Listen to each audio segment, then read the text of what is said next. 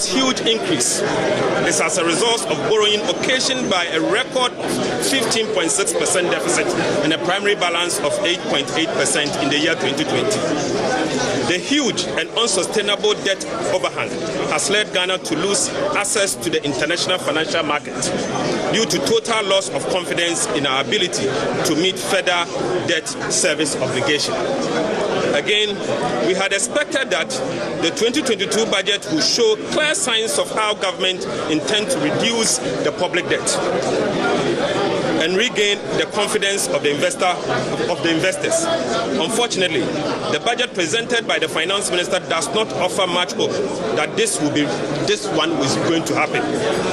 In view of the above, we project that the public debt will hit 355 billion Ghana cedis by the end of December 2021, representing 82% of GDP, which is the highest since EPIC. Again, the budget indicated that the situation will worsen in the year 2022, as the public debt will reach 426 billion at the end of the year 2022, representing 85% of GDP. Based on the trend, we in the minority concur with Fitch recent projections that the general government debt to GDP is going to rise up to 90% by the year 2023. Honorable members and colleagues from the media, let me also say that one major item of concern to most Ghanaians has to do with the hardships and high cost of living. Ghanaians are currently going through unbearable hardships, pains and suffering due to the mismanagement of this economy. The hardship stems directly from rising cost of living, constant increases in prices of basic items, fuel price increases and excessive taxation. By way of a reminder, the following taxes and levies have been imposed by the Bawumia-led economic management team since the year 2017 to the year 2021. A clear promise to reduce taxation during the 2016 election campaign has indeed failed.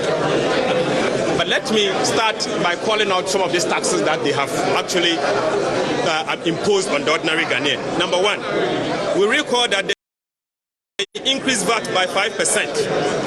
This happened when they decoupled the National Health Insurance and the Get Fund levies. They also introduced what we call the luxury tax levy. They introduced a 3% VAT flat rate. They introduced sanitation tax. Apart from that, they also introduced 5% National Fiscal Stabilization Levy, which should have expired in December 2017, but was extended indefinitely, making it a new tax. Moreover, we saw this government introducing 2% component of special import levy, which was extended beyond the year 2017 sunset clause. They increased the energy sector levies by 30% and extended it for another 15%, another 15 years.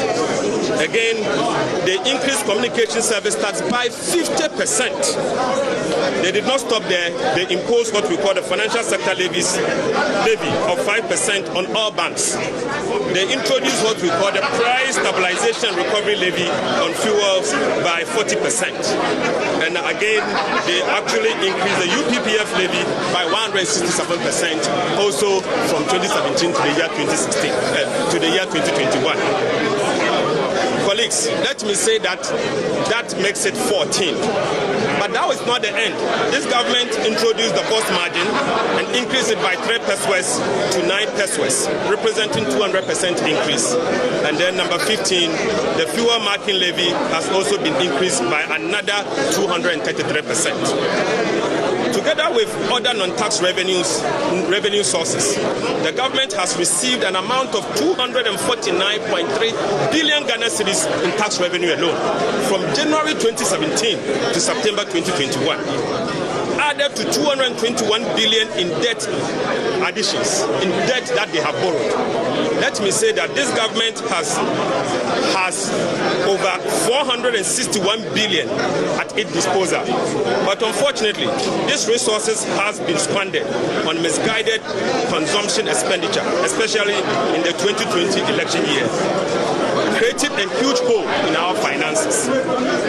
In a desperate bid to plug this hole, it is is sad to know that the Bawumia-led economic management team has sought to impose more suffering and pain on the ordinary Ghanaian by punishing them with additional devastating taxes and other fiscal measures in the budget. This has aimed at raising additional tax of 15 billion Ghana cedis. In fact, it will surprise you to note that from the evidence presented to us in the budget statement,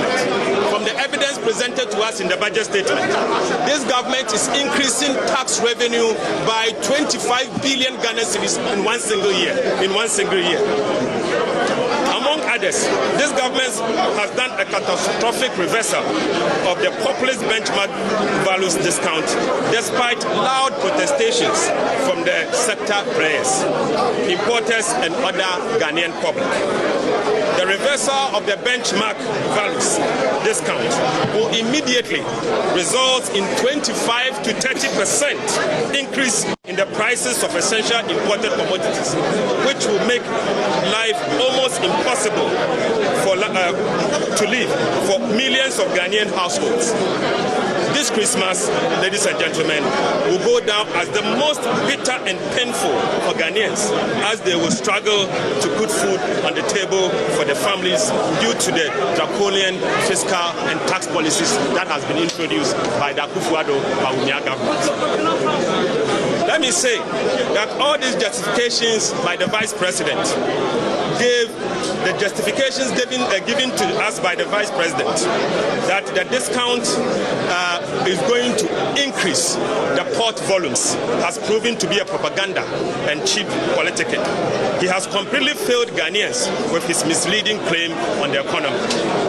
It is with this note that at this point I will announce some of the tax measures that we have seen in the budget. As it was not enough, the following taxes has been imposed on Ghanaians in the year 2022. First, we are hearing that they are going to introduce the electronic transaction levy, affecting mobile money taxes, mobile money transactions, and bank transfers, and an inflows in remittance. So simply put, what this government seeks to do is that from January 2021,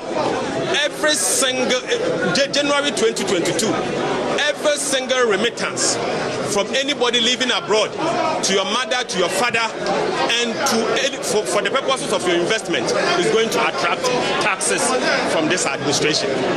We think this is not acceptable, and we will advise ourselves when the time comes. Again, we are seeing that they are going to introduce a special tax on mobile money. We have served notice through our minority leader that the minority caucus of Ghana's parliament will stand by Ghanaian, the ordinary Ghanaian, in opposing this Momo tax. Let me also say that we have seen a 15% increase in all government fees and charges, and we think that that is a bit too much, and the government may need to think about it. These new tax measures will bring great suffering to Ghanaians who have already been choked with taxes.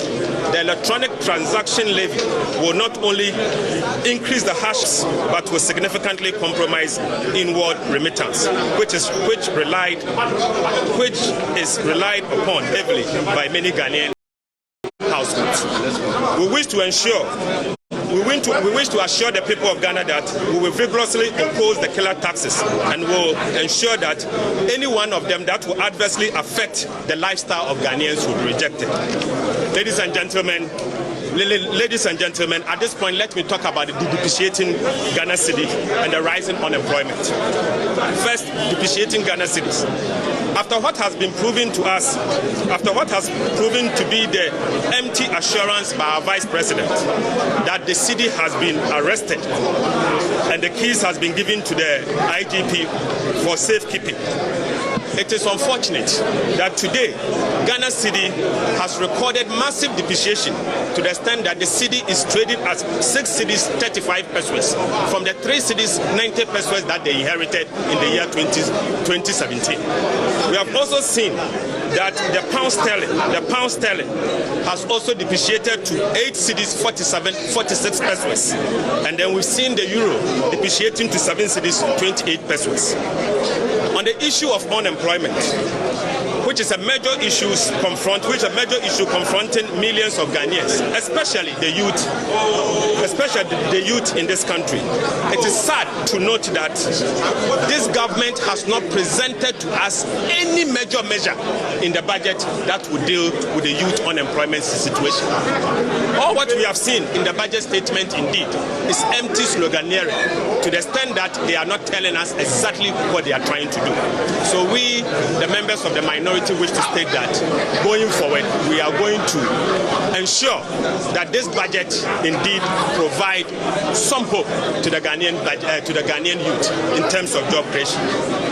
To conclude, ladies and gentlemen, I want to say that we have seen huge arrest accumulation. Unfortunately, what is in the budget alone talks about the fact that they are going to pay only 1.9 billion Ghana cedis in tax in arrest. We are aware that government owes arrest of about 30 billion Ghana cedis. 30 billion Ghana cedis. Yet they had only apportioned 1.9 billion Ghana cedis in the budget for the purposes of arrest payment. We have also seen that there was a huge wastage in public resources. The office of the president alone, the office of government machinery, we have seen an amount allocated to the office of the president representing 3 billion Ghana cedis as expenditure to be spent at the office of the president. Let us serve this warning that we in the minority insist that going forward we will demand breakdown of this expenditure. We are also serving notice that until the minister responsible for national security appears before us to answer the question relating to the president's travel with private jet, the office of the president's budget will not be approved by us. And then to conclude, ladies and gentlemen, let me do this summation. We in the minority had hoped that the terrible state of the economy will compel this government to propose policies in the budget that addresses the most pressing concerns of unsustainable debt, hardships, high cost of living, fiscal indiscipline, unemployment, arrest clearance, and misuse of public resources. To our surprise, and the people of Ghana's surprise, the Akufo-Addo Bawumia government has failed to show that they have no solution. They have solutions to these problems in this budget. This budget is not responsive to the most important issues affecting the people of Ghana. The people of Ghana have been left entirely to their fate and have to brace themselves for even more severe hardships this Christmas, going into this Christmas and the New Year. Unemployment is expected to rise. Our debt to GDP is also expected to rise. The debt levels are also expected to rise, and we expect that the investor confidence will continue to be eroded. In these circumstances, it is obvious that the review budget will be required to correct the serious imbalances and distortions that this budget will create. Again, by every indications, this budget will worsen the plight of the ordinary Ghanaian and drive them into hardships, suffering, pains, and poverty. We call on our Vice President, Dr. Bawumia, to walk his lofty talk in opposition and clean up the mess he has created in the Ghanaian economy to ensure that an immediate end is brought to the hardships and suffering of our people. We must admit that his policies has failed, and his policies has failed, and the Ghanaian economy is in deep crisis.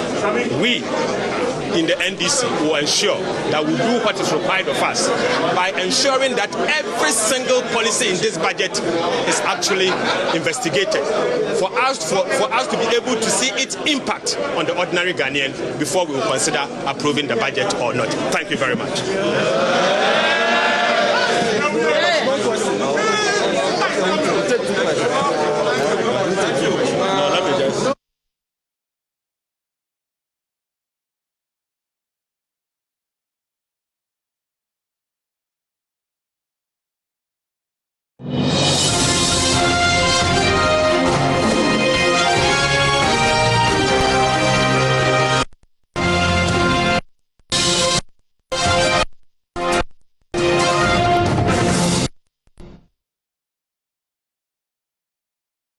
to our studios in DC. That was a budget that was read by Mr. Kenneth Oriatta, the Minister for Finance, and was reaction from the minority side. We are in the studio with Habib Adam and Paul Appiah Konadu, economist, to also pick one or two things out of the budget and comment on any initiative or the e-levy or anything that has caught your attention that you want us to comment about. But let me start with you, Habib. We're looking at how to generate revenue. Yeah. And toll has been, levy has been cleared. Yeah. Now we're talking about e-levy. What exactly is it about? Some say it's Mumu, tax on Mumu. Yeah. Yes. You know, earlier on, when we were talking about government difficulty trying to balance the complaints of Ghanaians and then also its revenue, you realize that we're still having some difficulties trying to balance those revenue. And so government had to look at innovative ways of generating the required revenue. Because you realize that, like you talk about the toll levy, how much does it generate? You understand? And then compare that to the queues and the burning of fuel. I mean, you go there, you are only going to pay 50 pesos. Meanwhile, you are in a queue and you burn over 10 cedis or even 20 cedis fuel there. So what sense does it make? You understand? In all, and how much even come to the kitchen from the toll booth. So government thought that probably, this is just my thinking, this is just my opinion, probably it is better to scrap that one and look at the innovative way of raising revenue that affects everybody. I mean, that will get even those who are not paying. Earlier I said that out of the 30 million people, I mean, from the presentation, out of the 30.8 million people, only 2.4 only 2.4 pay taxes.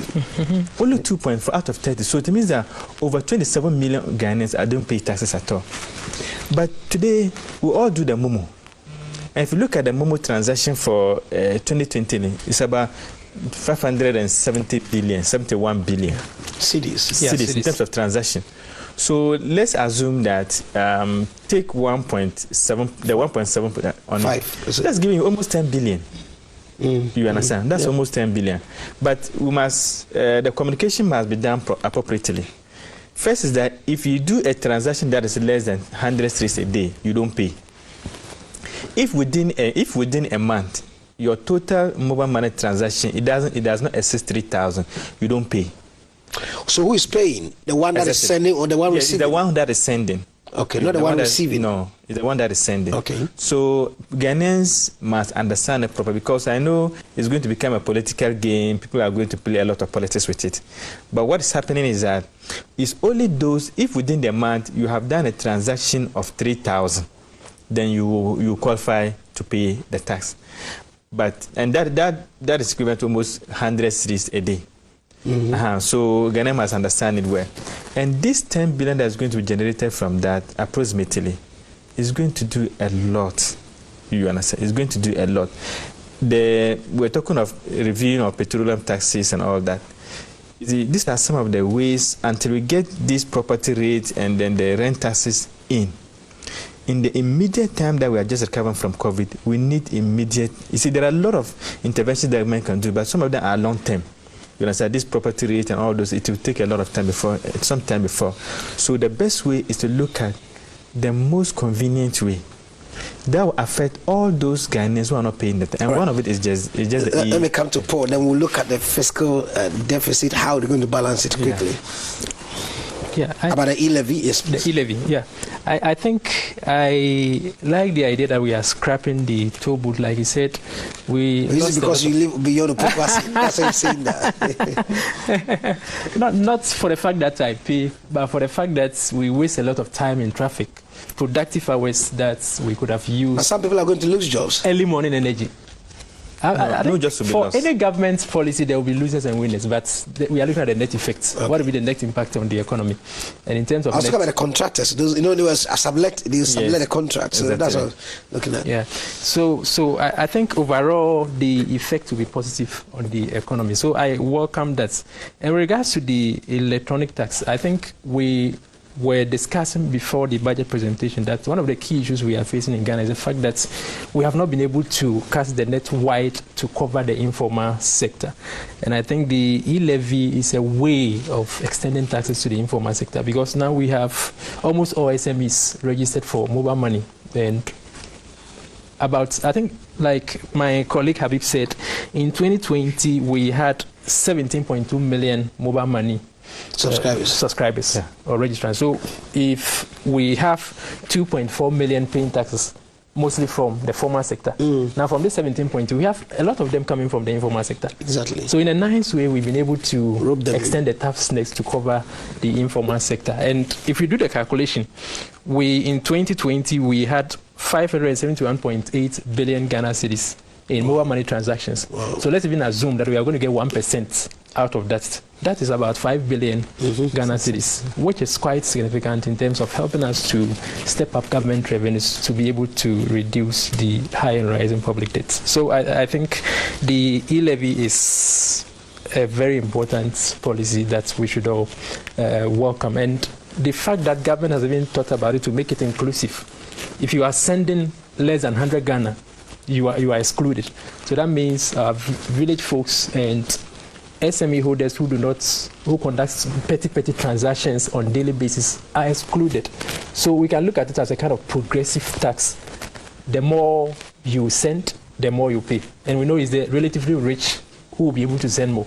And they will pay whilst we are trying to exclude the vulnerable or the poor people from being covered in it. So I think it's progressive and it's very good in terms of innovatively increasing All right, the tax now the fiscal deficit. We are now about 13, and we're thinking of trimming it down to about 7. 7.9. 7.9. How feasible is that? Habib, I'll come to you. Yes, it is possible, depending on how we're able to manage the current fiscal policy that we have introduced. What amount of money will come in, and also how government also money is expenditure. And the good thing is that, as we have observed this year, I think the Bank of Ghana report, MPC report, indicated that if you look at the business environment, you realize that there's almost a jump, almost about 20% in terms of transaction. You understand, in terms of the business, because compared from last year, so the economy is opening up. So once the economy is opening, we'll go to Parliament right now. I think the Information Minister.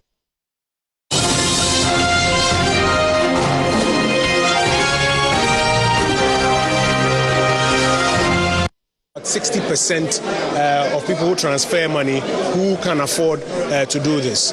Government has, for example, said that in terms of the discount on benchmark values, for some 32 to I think about 40, 45 items, we are reversing it so that you pay the full duties on it, so that the local producer who can produce those items also now has a more competitive pricing regime on the local market. I think that these are the substantive issues. If these are the substantive issues, the question really is, do they answer the questions on the minds of Ghanaians? And I believe that they go a long way to answer the questions on the minds of Ghanaians. I'm thinking of an austerity budget. People expected a decline in some expenditure lines.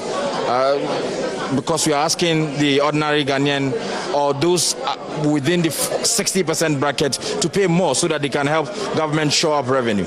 We are expending some expenditure rationalization measures, but that seemed not to... First of all, we did not describe this budget as an austerity budget. In fact, if you check, we have increased expenditure into the productive sector of the economy.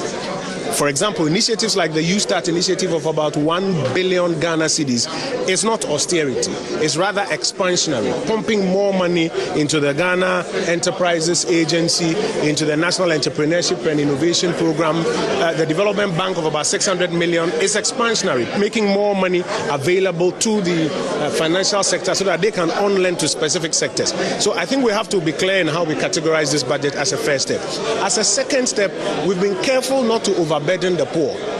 And that is why, despite a lot of calls that we should impose a levy on petroleum so that we can fund roads, the government has resisted that and has instead, yes, removed the road tolls, but opted to go the way of putting a 1.75% on Momo transactions above 100 Ghana cedis. The data shows us that between 30 and 40% of these transactions are done by poor people who are transferring less than 100 Ghana cedis a day. So we've protected them, and at the same time we found an innovative way to mobilize a bit more revenue equitably. We always keep talking about the informal sector is not contributing enough to the tax net. This is a way by which you can bring in the informal sector. So I think that if you balance it out, this is something that's helpful. Also on the debt management side, you notice that we are bringing down the deficit up to about 7.9% from a little north of 11% because of COVID. We are bringing it down to about 7.9%. We'll go down to about 6% and then finally come to about 5% in the medium term. You put all of that together, and I think that we're off to a good start. The more important thing for me is implementation, that we implement this budget in accordance with how it has been scripted. According to the minority, looking at the expenditure line is going to increase the debt level, and it has not been stated clearly in the budget how government is working or going to work to reduce the debt levels to. I've just explained, the minister mentioned it, that it is about a fiscal path downwards, restoring the fiscal anchor to 5%, because it's the year-on-year deficit that shows the expansion in your debt situation. So the more you reduce the deficit, the more you slow down the rate of debt accumulation. So if we are coming down from 11+% to about 7.9, going down to about 6 and going down to 5, then we are reducing the rate at which we are accumulating debt as a republic. If I pay something, if I buy something that VAT need to be paid on that item, and I'm going to use my mobile money to pay, and some amount will be deducted 1.97 as tax. Isn't that double taxation? 1.75. No, that's not double taxation. Those are different tax handles. Isn't that not going to burden the Because ordinarily when you pay, I mean, for example, you have national health insurance levy that you pay, and then you also have, let's say, VAT that you pay. That's not double taxation. Those are different tax handles. If it so happens that you are paying both at the same point, it's not necessarily double taxation. What it means is that you are paying the two taxes, or the two taxes are being collected through the same channel. The minority has indicated because of the introduction of the Momo tax, they are not going to support your side in approving this budgets. I keep telling you, it's not about what the minority say. It's about what is in the best interest of the people of Ghana. We want to build our roads. We want to help young people build businesses. We want to invest more money into education and infrastructure, cyber security, and security itself. With all the terrorism going on around us, Uganda, etc. You saw what happened in Uganda yesterday. We want to invest more money in it. If that is what we want to do, it's not about what the minority is saying. It's about what is in the interest of the people of Ghana. Well, all the people who are toll collectors today will be absorbed by government. So the central government is going to absorb all of those people. They will not lose their jobs. They will not lose their incomes. They are being absorbed by the central government, even as we remove all the road tolls on public roads in this country. The road tolls have been used to maintain our roads, and even that we've had complaints. Road tolls yield only 78 million Ghana cedis a year.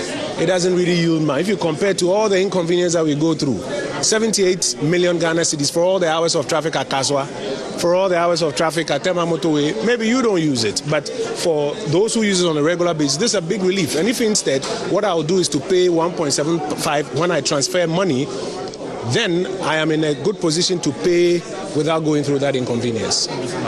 So the Minister of Information has just been speaking with us, defending the budget. Of course, the minority says this budget is not going to alleviate the hardship being faced by some Ghanaians, according to them, and they are thinking that the introduction of the Momo tax is not going to help the ordinary Ghanaian. While the minority is still addressing the press and defending the budget that has just been presented by the Minister for Finance, and we'll go over and join the majority leader who is addressing the press, and right after that we'll bring you more analysis on this issue. Now, government says that we all have to spread the costs.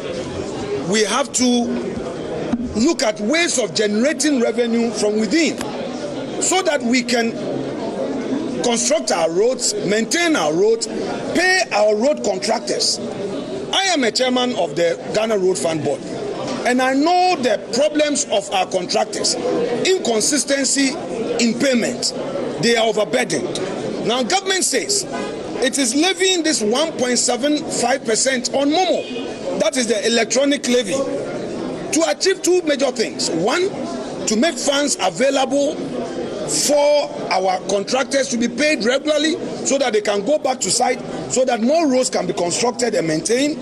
That two, the major boost for private sector, which is the Youth Entrepreneurship Support Program. Now, government is introducing a program where our youth at the various districts, small scale, can have up to 10,000. And if they are graduates who have their startups and want expansion, they can have up to 50,000. And where they are a medium scale, they have between 100 and 500,000.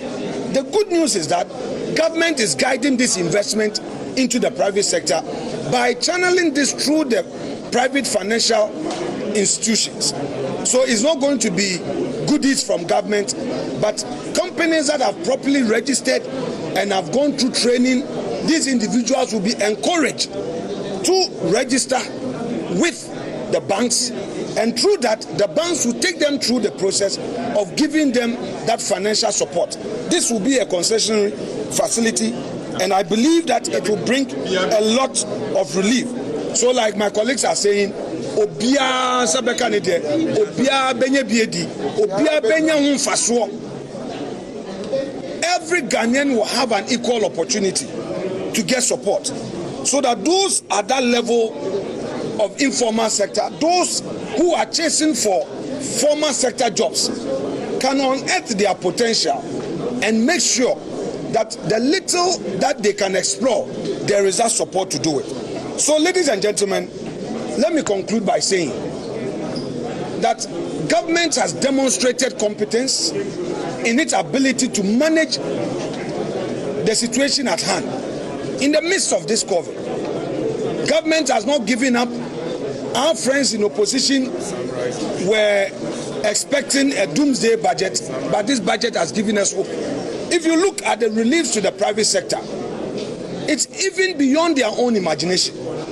And the budget is calling on all Ghanaians to rally around and support government initiative.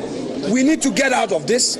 We will get out of this, but it is only through competence that we can get out of this. Indeed, our friends in the NDC cannot provide any alternative. They have not done so since this part government assumed office, and they can never do so even today. And I challenge them, if there's anything better they can do under this budget, or if they can do anything better in the circumstance we find ourselves as a country, I challenge them to immediately come up with their own solutions.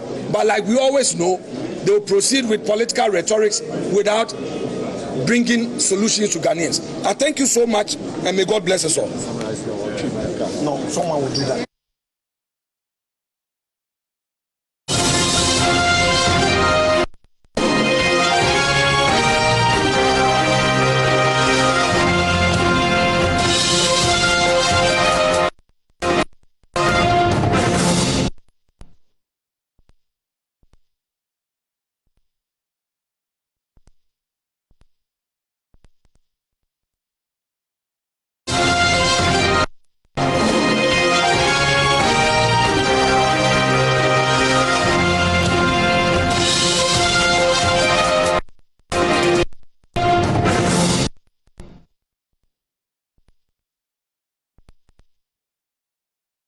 Who are saying this is only going to burden the ordinary Ghanaian. But government also says that the road toll has been taken off, and this will offer some relief to motorists, car users, and so on.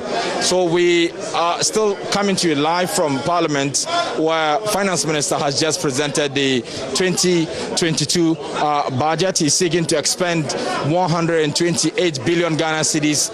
Of course, this is up from the 113 that were expended in 2021. Of course, revenue also is expected to go up around 98 billion Ghana cedis, up from the 72.4 billion that we saw in 2020. So how will this help the Ghanaian economy to come out of the storms of the COVID-19? My colleague here, Maurice Egbete, will be helping us to unpack some of the things that the minister said. Maurice, let me start with your take on the direction of the budget. Your expectations met from where you sit as a financial journalist. Right, I was expecting an austerity budget because our debts, are going up, and the deficit also keeps going up. But it does appear that the government wants to expand, and so they've even increased their revenue targets from the 72 billion Ghana cedis that we saw in the 2021 budget. For the first time, we're looking at 105 billion Ghana cedis by way of revenue, and expenditure going to 137 billion Ghana cedis thereabout. I mean, this is by far one of the most ambitious revenue and expenditure targets. If you look at the stimulus they are giving to the private sector, it still tells you that they still want to expand, they still want to grow. You look at the National Development Bank, which has they said has some 800 million Ghana cedis already. The target is 1 billion Ghana cedis thereabout. And so, even though I was expecting that government was going to be very moderate and curtail spending, this is what the finance minister has presented to us. Now, before the finance minister presented the budget, you and I were discussing how he's able to replace some taxes and levies. So he takes some from the right and then brings some on the left. So we've seen him abolish the road tolls, which for me, some way, somehow, is supposed to compensate the transport operators. You know that they want the government to remove the levies in the build-up. So because they are unable to do that, because the revenue is needed, then an abolishment of road tolls for transport operators, should suffice. But we see how it goes. Just after here, certainly we're going to hear the likes of Guta, we'll be hearing the likes of GPRTU and the coalition of road transport operators, private road transport operators speaking. So we will see how they are accepting some of these policy proposals that have been put in the budget. Very finally, let's engage the Member of Parliament in one of the constituencies in Kumasi and former PRO of the Ministry of Education, Honorable Vincent. Honorable, thank you so much for your time on GBC News. The minority expected an austerity budget where government will tighten its expenditure because of our revenue position as a country. But instead, government is daring. Government is going to expand more. Government is offering more to the private sector. How will this impact the country's debts levels? Well, the economics that we are doing is not a straitjacket one,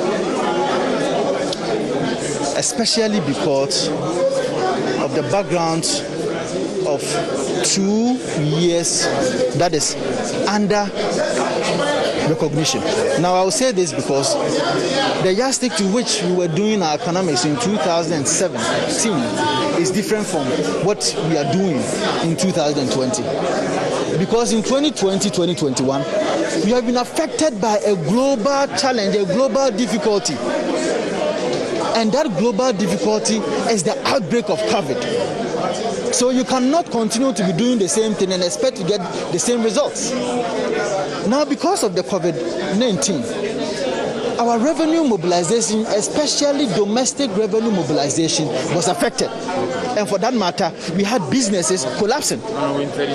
We had businesses collapsing. If you have businesses collapsing in such a way, what it means is that now people have been unemployed. You need to create a budget that can support people to be able to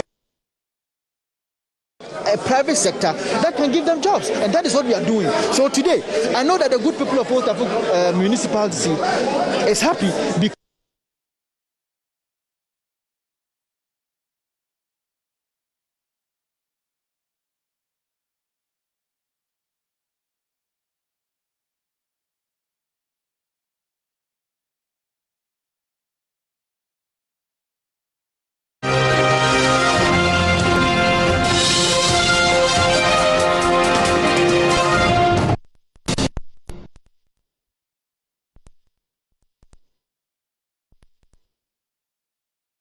Okay, back to the studio, gentlemen. In 5 minutes, I want to wrap up. We're looking at the fiscal deficit stream from 13 to 7.9. Yeah. And perhaps let's look at the National Development Bank in a jiffy. Quick. So which one do we look at first? It's your choice. No, I'll take the deficit one. Okay. Yes, I think, like I said, it's possible because government expect to, with the new policies that have come in, to raise a lot of revenue from that. And now that we have the adequate data of people who are liable to pay tax, we have their data now. We have the data of structures, brick and mortar in Ghana, with KRO fixed on them, who can locate them. So there's the possibility that we may be able to do a lot of, bring in a lot of revenue. I'm sure even with the revenue figures that the Finance Minister has announced, they are just conservative figures. I suspect they are just conservative figures. And so it is possible that we may even do more than. But I have a very little worry. I mean, listening to him, listening to the Finance Minister, you realize that he said Greater Accra contributes about 90% of our domestic tax revenue. 90%. You see, and my disappointment is that the next industrialized regions, Ashanti region and Western region combined, contribute almost about 3%. How is that possible? So that is a puzzle that needs to be solved. Let me come to Paul. I think just to take off from where he left, most of the former businesses are in Accra, Greater Accra. When you go to Kumasi, with the exception of the few government offices, most of the businesses that you see around are